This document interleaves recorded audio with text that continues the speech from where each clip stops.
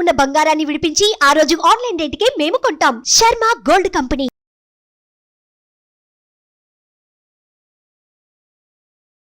నమస్తే, welcome to Suman TV. నేను మీ యామ్ని. ప్రస్తుతం మనతో ఉన్నారు ప్రముఖ జ్యోతిష్య వాస్తు పురాణ ఆగమ శాస్త్ర పండితులు బ్రహ్మశ్రీ కొత్తపల్లి సురేష్ శర్మ గారు ఉన్నారు. గురుగారితో మాట్లాడి మనకున్న సందేహాన్ని అడిగి తెలుసుకుందాం. నమస్కారం గురుగారు. గురుగారు, మనకి ఆంధ్రప్రదేశ్ లో అయితే మొన్న 13వ తారీఖు ఎలక్షన్స్ అయిపోయినాయండి. ఇంకా ఆ రిజల్ట్ కోసం ఇంకా టెన్షన్ లో ఉన్నారు. జూన్ 4వ తారీఖున గత వీడియోలో మీరు చూసుకున్నట్లయితే తెలంగాణ రాష్ట్రం గురించి చెప్పారు, ఇతర రాష్ట్రాల గురించి కూడా తెలియజేశారు. ఇప్పుడు ఏ విధంగా ఉండబోతుందంటారు? ఆంధ్రప్రదేశ్ లో ఈసారి ఎవరు వచ్చే అవకాశం ఉందంటారు? నేను యాక్చువల్గా ఎన్నికల షెడ్యూల్ రాగానే ఆ సంఖ్య గురించి కామెంట్ చేశాను. వీడియో అయితే చేయలేదు, కానీ సంఖ్య గురించి, ఆ 13వ నంబర్ గురించి. అంటే నాకు కావలసిన మిత్రులు ఎలక్షన్ రిజల్ట్స్ని అందుకే ఇప్పుడు దాకా కూడా చెప్పకపోవడానికి కూడా కారణం ఏంటంటే, నాకు ఆ గురువు యొక్క గమనాలు కొన్ని మారాక చెప్తాను, అలా వాయిదా వేసి పెట్టాను.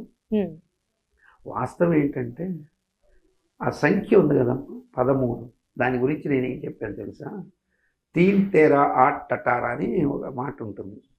3, 13, 8, 18 ఈ సంఖ్యలు కొంచెం డేంజర్ సంఖ్యలు అంటుంటారు. ఎందుకు అంటే, మీరు చూడండి, 13 అనే సంఖ్య పిశాచి సంఖ్య కింద చెప్తారు. న్యూమరాలజికల్గా చూస్తే 1 + 3 = 4. 4 అంటే రాహు. రాహు అంటే రాజ్యం కోసం కొట్లాడేవాడని అర్థం. వాడు కపటోపాయాలు ఇవన్నీ ఎక్కువ. సో ఆ 13 నంబర్ అనేటువంటిది మనకి పిశాచి సంఖ్య అనడానికి మీకు మీరు కావాలంటే ఒకప్పుడు అనుకుంటా, ఒక సుమారుగా ఒక 10-15 సంవత్సరాల కిందట ఏమో ఒక సినిమా కూడా వచ్చింది, ఇంటి నెంబర్ 13 అని. సో ఆ ఇంటి నెంబర్ 13 అని, ఆ 13వ సంఖ్య అంటేనే దెయ్యాల సంఖ్య అని పేరు. నేను దాన్ని దృష్టిలో పెట్టుకొని, ఆ సంఖ్య రాహు సంఖ్య కాబట్టి చాలా ఉద్రిక్తభరితంగా ఉంటుందని మీకు నేను ఏదైతే పంచాంగ ఫలితాల్లో చెప్పానో, రాజకీయ నాయకులు తన్నుకుంటారు, ఊళ్ళో వాహనాలు తగలబెట్టుకుంటారు, తలకాయ పగలగొట్టుకుంటారు, ఇవన్నీ జరిగాయి. అవి జరిగే ముందే నేను సమ్ అదర్ ఛానల్స్లో నేను ఏం చెప్పాను అంటే, 2023, 22 నుంచే సంవత్సర ఫలితాలు వచ్చినప్పటి నుంచే ఆంధ్రప్రదేశ్లోని పరిస్థితిని జగన్మోహన్ రెడ్డి గారు ఇప్పటికిప్పుడు గనక జాగ్రత్త పడి పరిస్థితుల్ని గనక తన అదుపులోకి తెచ్చుకోగలిగితే అగైన్ మళ్ళీ వచ్చే అవకాశాలు ఉంటాయి.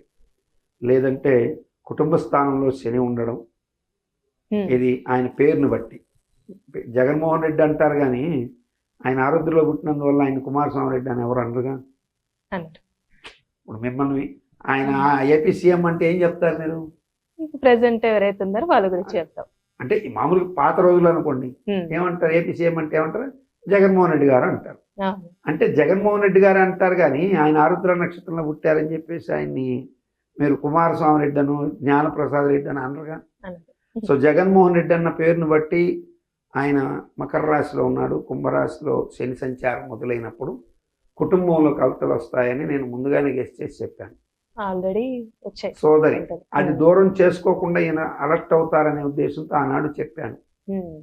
కొంతమంది సన్నిహిత నాకు ఉండేటువంటి నన్ను అభిమానించే వ్యక్తులు కూడా వైసీపీ వాళ్ళు ఎక్కువ. అఫ్కోర్స్ నాకు పార్టీలతో సంబంధం లేదు, నన్ను అభిమానించే వాళ్ళు కూడా నన్ను పార్టీలకు అతీతంగానే చూడమని చెప్తాను. కానీ నేను ఎవరి మీద ద్వేషంతో ఉన్నాను, అందరూ బాగుండాలని కోరుకుంటాను. కానీ జాతకంలో ఉన్నది చెప్పడం నా ధర్మం. అంచనాలు మనం ఏదో మన లెక్కలు చెప్పకూడదు. మన లెక్కలు చెప్తే అది వేరుగా ఉంటుంది. సో నా లెక్కలు నేను ఆంధ్ర ప్రదేశ్ పౌరుడి కింద నా లెక్కలు చెప్పమంటే అది ఒక రకంగా ఉంటుంది. జాతకంగా చెప్తే ఒక ఫలితం ఉంటుంది. జాతకపరంగా చూసినట్లయితే జగన్మోహన్ రెడ్డి గారికి అప్పుడు బ్యాడ్ టైం స్టార్ట్ అయింది.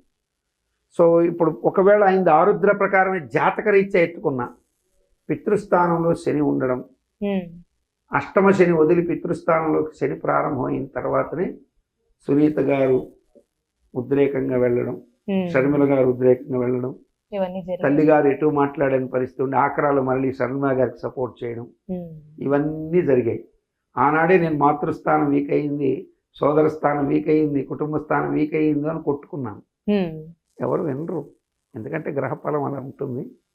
సో కాబట్టి జగన్మోహన్ రెడ్డి గారు ఇప్పుడు కూడా జాతకపరంగా ఆషామాషిగా ఓడిపోయే అవకాశం అయితే లేదు.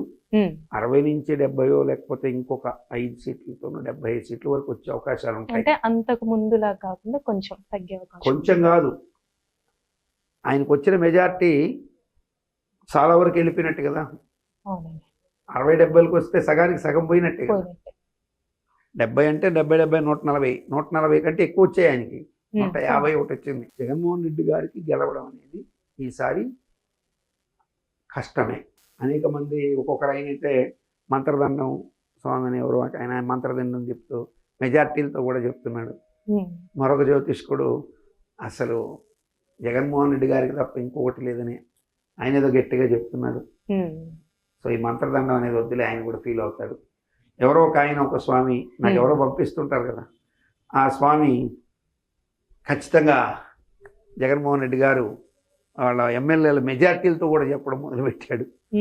మరొక ఆయన ఇంకొక రకంగా చెప్తాడు. ఒక్కొక్కరు వాళ్ళ ఇవన్నీ నాకు తెలిసినంత వరకు ఏంటంటే వీళ్ళు అంచనాలతో జ్యోతిష్యం చెప్తున్నారు. అంచనాలతో జ్యోతిష్యం చెప్పడం వల్ల జాతకం మారిపోదు. అంచనాలు పనిచేయవు. ఈసారి అంచనాలు పనిచేయవు, జాతకమే పనిచేస్తుంది. పక్కగా జాతక ప్రకారం అయితే కూటమికి అవకాశాలు ఎక్కువ. నా అంచనాల ప్రకారం అయితే, నేను కూడా ఆంధ్ర పౌరుడి కింద నా అంచనాల ప్రకారం అయితే జగన్మోహన్ రెడ్డి గారికి 60-70 కూడా రావు. అంటే అంచనా వేరు, మనిషిగా నేను అంచనా వేరు, జ్యోతిష పండితుడిగా వేసేటువంటి లెక్క వేరు. కానీ జగన్మోహన్ రెడ్డి గారు ఆషామాషిగా జాతక ప్రకారం అయితే ఓడిపోడు, కానీ నా అంచనాల ప్రకారం అయితే ఘోర పరాజయం అనేది తప్పించుకోలేడు. జాతకం ప్రకారంగా ఓడిపోరు. జాతక ప్రకారం అయితే ఆషామాషిగా ఓడిపోవడం ఖాయం. ఆషామాషిగా అంటే అంత ఈజీగా ఓడిపోడు. అవతల ప్రత్యర్థికి చాలా హోరాహోరీ టఫ్ ఫైట్లో ఓడిపోతారు.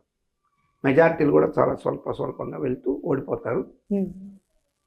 కానీ నా వ్యక్తిగత జ్యోతిష్యాన్ని, నా వ్యక్తిగత అంచనాల్ని రెండు క్రోడీకరించి చూసినట్లయితే ఘోర పరాజయం అనేది మాత్రం ఉంటుంది. అంచనాలతో నేను జ్యోతిష్యం చెప్పను కాబట్టి జాతకంలో ఉన్న దాని ప్రకారం ఆయన అయితే ఆషామాషిగా ఓడిపోవడం చెప్తున్నా. కానీ వ్యక్తిగా జాతకాన్ని, బయట ఉన్న పరిస్థితుల్ని అంచనా వేసుకుంటే మాత్రం ఖచ్చితంగా జగన్మోహన్ రెడ్డి గారి ఘోర పరాజయం ఉంటుంది. అది మనం ఇమాజిన్ చేయలేం. మనం జ్యోతిష్యమే చెప్పాలి. జ్యోతిష్య ప్రకారం ఆయనకి 60 నుంచి 75 అంతకంటే ఎక్కువ వచ్చే అవకాశాలు లేవు.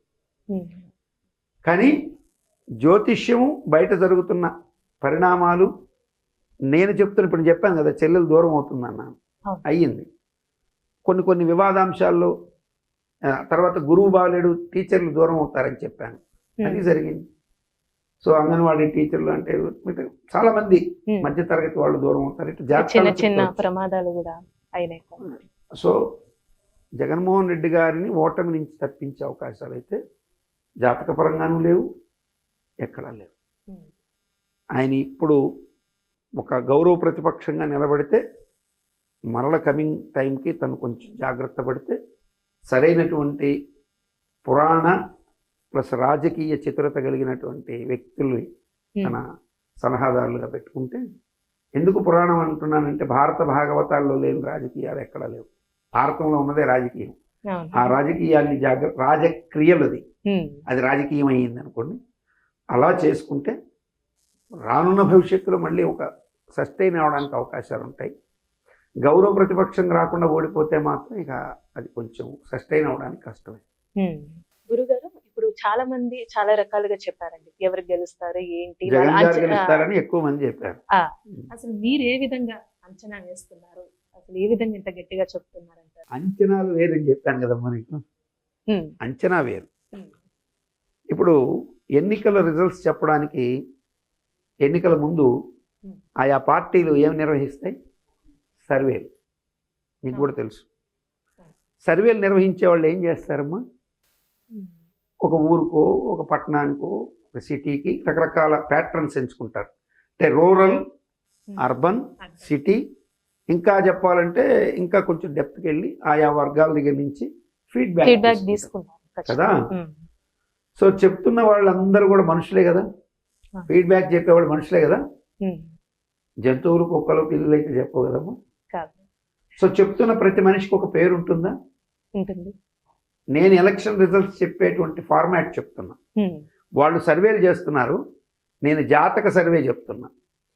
ఇప్పుడు ఉన్నటువంటి జాతక ప్రకారం మనం చెప్పినప్పుడు 27 నక్షత్రాల్లోనే అబ్దుల్ ఉంటాడు, ఇబ్రహీం ఉంటాడు, డేవిడ్ ఉంటాడు, రాములు ఉంటాడు, సీతమ్మ ఉంటుంది, ఇంకొక ఎల్లమ్మ పుల్లమ్మ ఎవరైనా ఉంటారు కదా. వాళ్ళు 27 నక్షత్రాల్లోనే ఉంటారు కదా. సో ఎలక్షన్ జరిగే రోజున ఏ నక్షత్రం ఏ తారు నడిచాయి, అవి ఎంతమందికి అనుకూలం, ఎంతమందికి ప్రతికూలం, ఏ పార్టీకి ఎంతమంది, 175 నియోజకవర్గాల్లో ఒక్కొక్క అభ్యర్థికి ఆయా ప్రతికూలం ఆ తారలు లెక్కేసుకొని 175 మంది నియోజకవర్గాల అభ్యర్థుల లిస్టు కూడా తీసుకున్నా. ఇంకా చెప్పాలంటే ఏ నియోజకవర్గంలో ఎవరు ఓడిపోతారో కూడా నా దగ్గర లిస్ట్ ఉంది, కానీ నేను అలా రివీల్ చేయదలుచుకోవాలి. ఎందుకంటే ఒకరిని బాధ పెట్టేటువంటి పని చేయకూడదు. కానీ ప్రభుత్వం మారుతుందనేది మాత్రం నాకు అర్థమైంది కాబట్టి అదొక్కటి చెప్పదలుచుకున్నాను. ఇప్పుడు పలానా ఆయన ఓడిపోతాడని చెప్పడం, పలానా ఆయన ఇది అయిపోతాడని చెప్పడం నాకు తెలుసు. అంచనాలు, సర్వేలు చెప్తున్నాయి.